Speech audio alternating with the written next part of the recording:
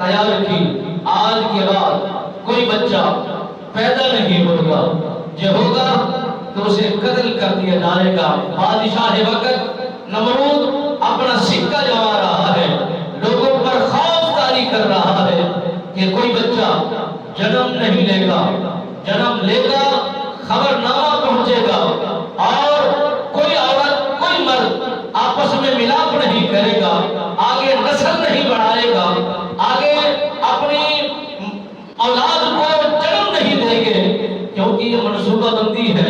خطرات کی گھنٹیاں بج رہی ہے، ہر طرف اندھیرا ہی اندھیرا بادشاہ کی حکومت کو لپیٹ میں لے رہا ہے۔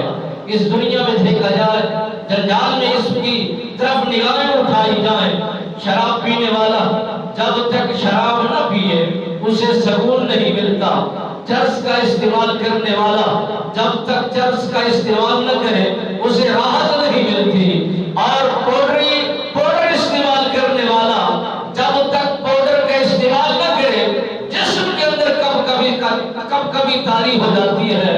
جو حکومت کا نشہ کرنے والے ہیں، جو سیٹ کا نشہ رکھنے والے ہیں اور سیٹ پر بیٹھ کر حکومت چلانے والے ہیں، یہ بھی ایک نشہ ہے۔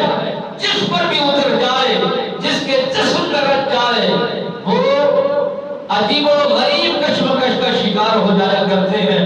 عزیزان گرامی، کوئی کس نشے میں ہے، کوئی کس نشے میں ہے، کہ کوئی کس مرض کے اندر مبتلا ہے، کوئی کس گرفت کے اندر مبتلا ہے، جو کرسی کا نشہ اور حکومت کا نشہ رکھنے والا ہے۔ اگر پاکستان میں اور 6 ماہ کی اسے حکومت مل جائے تو وہ یہی سمجھتا ہے یہ ہماری آباء و اجداد کی وراثت ہے، ہمیں وراثت میں ملی ہے، اب نہ اس کو چھوڑنے کا جی کرتا ہے، نہ اترنے کا جی کرتا ہے، نہ بات کرنے کا جی کرتا ہے۔ مگر یہ حکومت کرنے کے لیے کیا نشہ ہے؟ علماء نے لکھا، فقہاء نے اس کی تحریر لکھی، وہ فرماتے ہیں ہر بندے کا نشہ کرنے کا انداز اپنا اپنا ہے۔ جو یہ حکومت کرنے والے ہیں ان کا نشہ کچھ اور ہی نرالا ہے۔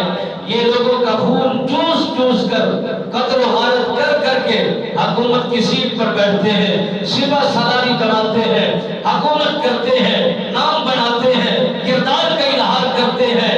یہ ایسا خبیث نشہ ہے جس کے جسم میں اتر جائے، نہ کسی کے مال کی پرواہ ہے، نہ کسی کے جسامت کی پرواہ ہے، نہ کسی کے عزت کی پرواہ ہے، نہ کسی کی چار دیواری کی پرواہ ہے، نہ کسی کے نام کی پرواہ ہے۔ یہ اگر پرواہ ہے تو اپنے کام کی پرواہ ہے، اپنے کردار کی بات کرتے ہیں۔ جس نے 6 مہینے حکومت کی ہو اس کا یہ حال ہے، اس کا یہ حال